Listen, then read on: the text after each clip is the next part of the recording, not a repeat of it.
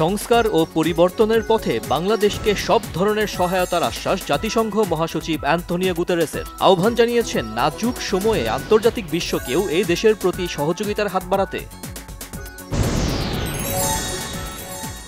জাতিসংঘ মহাসচিব অ্যান্তোনিও গুতেরেসের সাথে বিএনপি, জামায়াত সহ বিভিন্ন রাজনৈতিক দলের বৈঠক। সংস্কার, নির্বাচন, গণহত্যার বিচার নিয়ে আলোচনা। সংস্কারের কথা বলা হলেও বাস্তবে তা দৃশ্যমান নয়, অভিযোগ বিএনপির স্থায়ী কমিটির সদস্য মির্জা আব্বাসের। সকল হত্যা, ধর্ষণের বিচার ও স্বরাষ্ট্র উপদেষ্টার পদত্যাগ সহ ৭ দফা দাবিতে কেন্দ্রীয় শহীদ মিনারে বিক্ষোভ ১১টি বাম দলের। বাম দলগুলোর গণমিছিলের প্রতিবাদে শহীদ মিনারমুখী ইনকিলাব মঞ্চকে মাঝ পথে আটকে দেয় পুলিশ, পরে শাহবাগে গিয়ে ২ দফা দাবি ঘোষণা।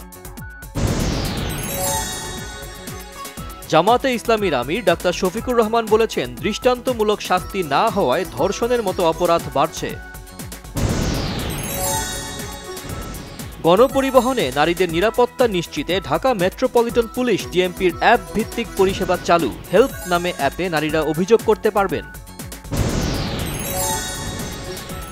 বিএনপি চেয়ারপারসনের পররাষ্ট্র বিষয়ক উপদেষ্টা কমিটির বিশেষ সহকারী ইঞ্জিনিয়ার ইশরাক হোসেন বলেছেন, সংস্কারের নামে নির্বাচন বিলম্বিত করা হলে তা ছাত্র জনতা মানবে না।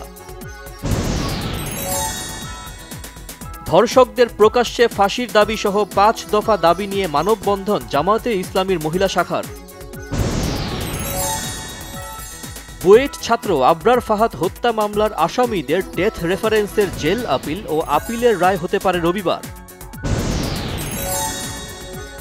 সিপিডির নির্বাহী পরিচালক ডক্টর ফাহমিদা খাতুন বলেছেন, এলডিসি থেকে বাংলাদেশের উত্তরণ হলে বছরে ৮ বিলিয়ন মার্কিন ডলার ক্ষতি হবে। পবিত্র ঈদুল ফিতর সামনে রেখে দ্বিতীয় দিনের মতো বাসের অগ্রিম টিকিট বিক্রি হলেও এই দিনে অগ্রিম টিকিট প্রত্যাশী যাত্রীদের চাপ ছিল কম। গাজীপুরের কালিয়াকৈরে ট্রাক চাপায় সিএনজিতে থাকা নারীসহ ৩ যাত্রী নিহত। ভুল সিগন্যালের কারণে রাজশাহীতে পাশাপাশি ২ ট্রেন বাংলাবান্ধা এক্সপ্রেস ও ধূমকেতু এক্সপ্রেসের মধ্যে সংঘর্ষ। ইউক্রেনে যুক্তরাষ্ট্রের প্রস্তাবিত যুদ্ধবিরতি চুক্তি নিয়ে রাশিয়ার প্রেসিডেন্ট ভ্লাদিমির পুতিনের সঙ্গে মার্কিন রাষ্ট্রদূতের ফলপ্রসূ আলোচনা হয়েছে, জানিয়েছেন দেশটির প্রেসিডেন্ট ডোনাল্ড ট্রাম্প।